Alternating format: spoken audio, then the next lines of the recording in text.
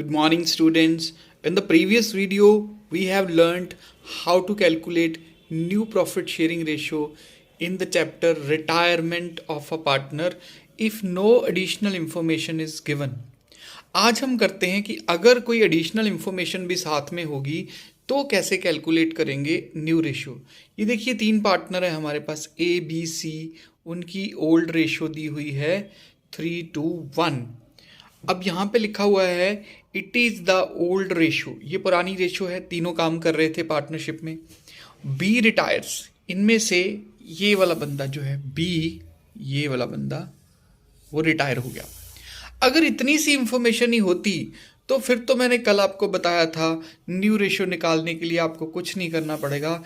जो rest of the partners हैं बस उनकी जो आपस में रेशियो है वही आपकी न्यू रेशियो होगी, यानी कि 3:1। ए और सी की न्यू रेशियो क्या होगी 3:1। बी तो रिटायर होकर चला जाएगा, पीछे से ए और सी बचेंगे, उनकी न्यू रेशियो क्या होगी 3:1। लेकिन इस क्वेश्चन में बात यहीं पे ख़त्म नहीं होती।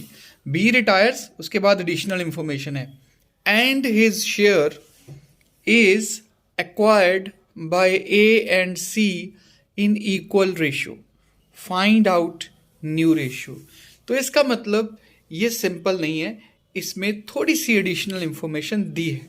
मुश्किल फिर भी नहीं है, इस क्वेश्चन को करना आसान है, लेकिन थोड़ा सा एक्स्ट्रा काम हमें करना पड़ेगा। हम कल जैसे नहीं कर सकते कि जो रिटायर हो गया उसको निकाल दो और बाकी जो बचेगी वो न्यू रेशियो होगी, वैसे नहीं कर सकते।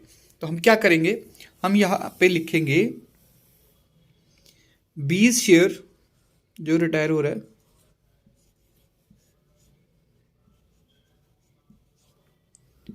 Taken over bye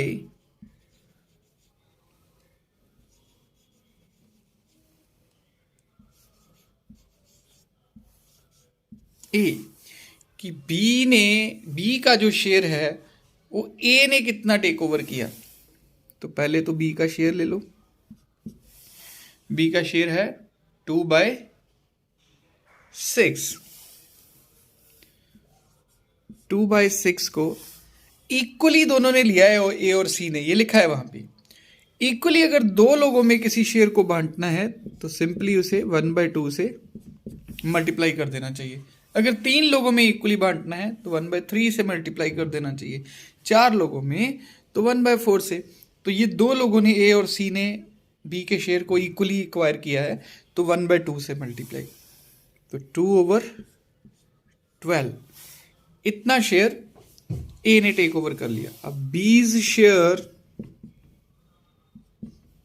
taken over by C equally है तो उतना ही आ गया वो भी 2/12। हमें कुछ करने की क्या जरूरत है। इक्वली अगर दो लोगों ने लिया तो अगर ए ने 2/12 लिया है तो सी ने भी 2/12 लिया होगा। अब ए और सी दोनों के न्यू शेयर आप निकाल सकोगे। तो एज न्यू शेयर क्या करेंगे, हम ए का पुराना शेयर देख लेंगे, ओल्ड शेयर 3/6 है। और कितना मिल गया 2/12, जिसको छोटा करके हम 1/6 भी लिख सकते हैं। ये भी तो ले लिया ना उसने, एक्वायर करने का क्या मतलब है, ले लिया तो उसको ये भी मिल गया, तो प्लस कर देते हैं। तो 4/6 ये हो गया ए का न्यू शेयर। सी का न्यू शेयर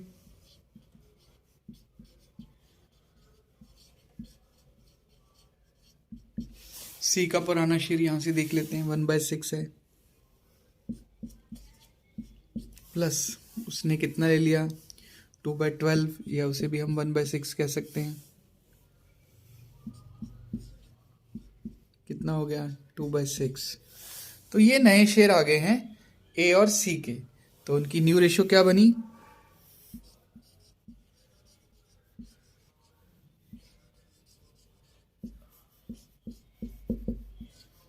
4:2।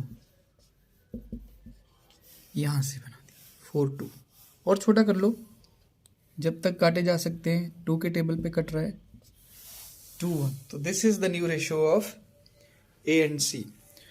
तो ये है तरीका, अगर हमारे पास ओल्ड रेशियो दी है, बताया गया है कि कौन बंदा रिटायर हो गया, और साथ में ये भी बताया है कि जो रिटायर हुआ है उसके शेयर को किसने किसने टेक ओवर किया। फिर से देखते हैं एक बार।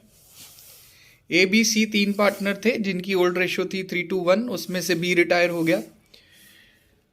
अब हमने क्या किया, न्यू रेशियो निकालने के लिए बी के शेयर को इक्वली 2 हिस्सों में बांट दिया। 2/6 को 1/2 से मल्टीप्लाई किया तो उतना शेयर ए ने एक्वायर किया है। लिखा हुआ है कि दोनों ने इक्वली एक्वायर किया। अब जितना शेयर ए ने एक्वायर किया उतना ही तो सी भी एक्वायर करेगा। अगर इक्वली 2 लोग कर रहे हैं तो बराबर बराबर ही करेंगे। बाद में मैंने जितना ए ने एक्वायर किया था उतना ए में प्लस कर दिया तो इतना आ गया। जितना सी ने एक्वायर किया था वो सी में प्लस कर दिया तो वो इतना शेयर आ गया। फिर उसकी मैंने रेशो बना दी 4:2 या 2:1। That's all.